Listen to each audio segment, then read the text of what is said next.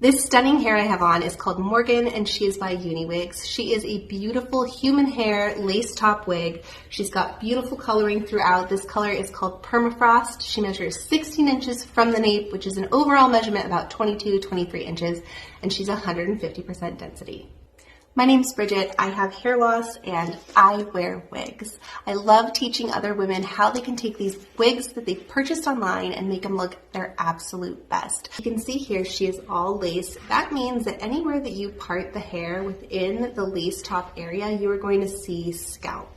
She's got lace that extends all the way down to where the ear tab would be. Morgan does not have reinforced ear tabs. Instead, she's got these little flexible combs. So if you don't have bio hair like me, you could remove those. If you do though, you could slide these combs into the side of your hair for some added security. So I like to keep the wig inside out. I put my thumbs where the ear tabs would be. So if you can see, I have my thumbs right at either comb.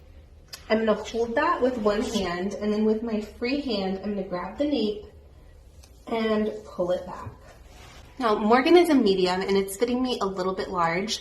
I have a 22.25 inch circumference. My front to nape is on the smaller side. It's only 11.5 inches, and my ear to ear is also, again, on the smaller side, 11.5 inches. I haven't adjusted the nape on this one yet, and I'll walk you through what it means to adjust the nape. You just unhook it, and then it's on an elastic band, so you just pull it and then find the spot where you want to put it in, just like so. So I'm going to do the same thing on the other side. Already feeling so much better with those adjusters cinched in a little bit. Obviously I have it way too far down on my forehead, so I'm going to adjust it. Remember, we don't want to pull on the lace, so I'm going to stick my thumbs where the ear tabs would be, kind of like right on those combs, and I'm just going to kind of shimmy the wig into place. That is feeling a lot more natural. You want to have about 4 fingers from the hairline to your forehead. As you can see, the curls are kind of all over the place, and this wig definitely isn't ready to wear out. The first step is to spray that lace top area.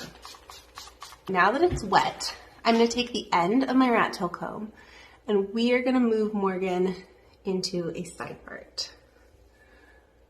So as you can see, when I move that, you're just seeing my scalp. Ooh, baby, I know I turn you on. You can bring your friends, be reminded.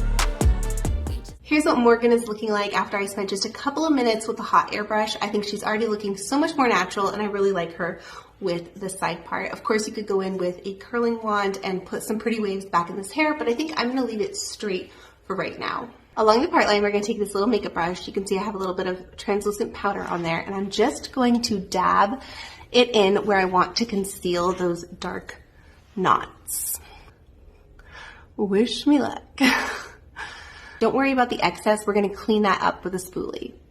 Okay, so I've got my little spoolie here, and I'm just going to go in. It's slightly wet, and I am just wiping off the excess powder that got a little bit too far onto the hair.